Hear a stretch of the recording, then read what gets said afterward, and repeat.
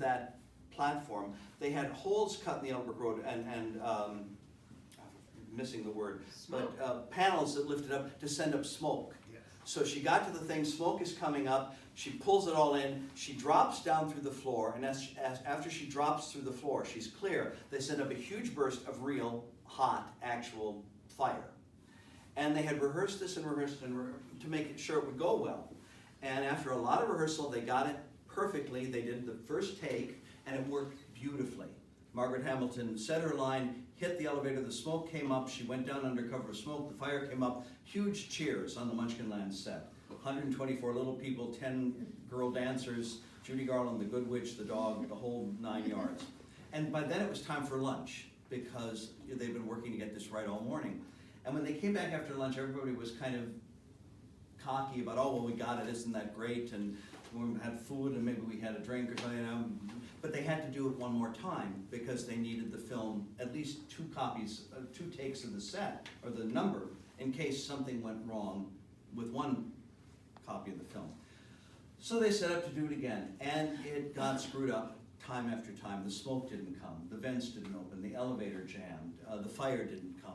So finally Victor Fleming, who was a real man's man at MGM, in no uncertain terms said, you blankety blanks, get that blankety blank stuff together, I've got to get this blankety blank scene and move on with this blankety blank movie. So everybody was like, okay, fine. So they got set, action, she said the line, she whirled back, she got on the platform, she pulled up the broom, they let up the smoke, they dropped her through the floor, but in their haste and their nervousness, they let the fire effect go before she was completely through the floor. So all the straw on the broom caught on fire. She had this long piece of gauze wrapped around her hat that was extending down, that caught on fire. When she got down on the floor, she was on fire. And luckily there were people there to smother the fire, and she couldn't understand, because it all happened so fast, why these men were jumping her. Margaret Hamilton wasn't the type who got jumped. They rushed her over into the corner, they got the broom, the hat off her, took the broom away. She had 2nd-degree burns on this side of her face, and 3rd-degree burns on her hand, where she had been holding the broom. Now, her hand was covered in green makeup, as the Wicked Witch. So was her face. The chemical base for green makeup at that time included copper.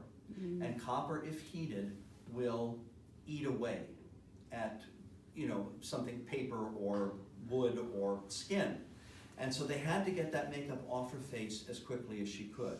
Now, Paul knew Margaret on a different level than I did. I socialized with her as an adult in New York and at a couple of Oz events.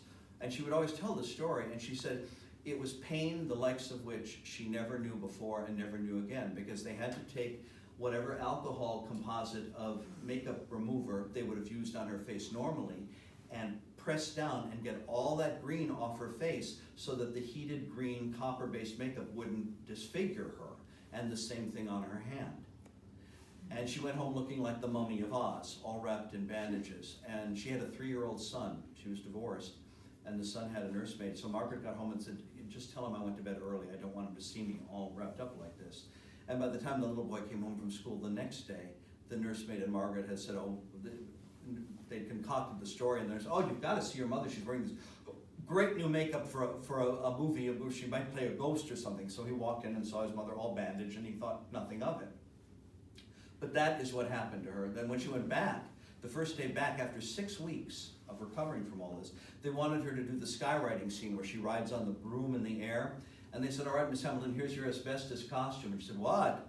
And they said, well, nothing's going to happen, but we just want to be prepared to know. Said, I have a 3-year-old son. I'm his only support. You can put that green makeup on any other actress. I will leave the production if so, but I have no more firework. Nothing with smoke or fire. And the director tried to cajole her into doing it. No, she wouldn't do it. So they finally got her double. And they put the green makeup on the double and the hat on the double, and they hoisted the broom up into the air and with the wires, and the double was to push a button on the broom that let the smoke out. There wasn't any fire, but there was an engine, obviously, something that created smoke, an electrical thing. Well, they got the actress up there, they said action, they had the wind machines blowing, and she's clinging to the broom, and they said, all right, Betty, her name was, push them. So she pushed the button, and the broom blew up. And she went flying off in one direction, the broom went flying in another direction. She was in the hospital with an injured leg. And as far as cutting Margaret Hamilton's parts down, you know your stuff. I don't know how or why, but that's nice. When The Wizard of Oz was finished, it took them 5.5 months to shoot and almost $3 million, which was unheard of at that point. They took it out to sneak preview it, to test it in front of audiences for the first time. And when they took it out, it lasted 2 hours, which was too long for a movie in those days. If you see The Wizard of Oz now, it's 1 hour and 40 minutes. So across 3 sneak previews in the summer of 1939, 20 minutes of the movie went.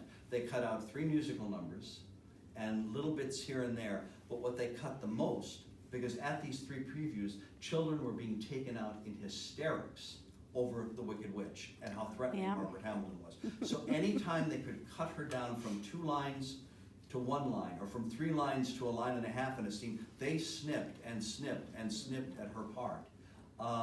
She's only in the film, I think it's something a total of 12 or 13 minutes, but you certainly never forget her. That's acting.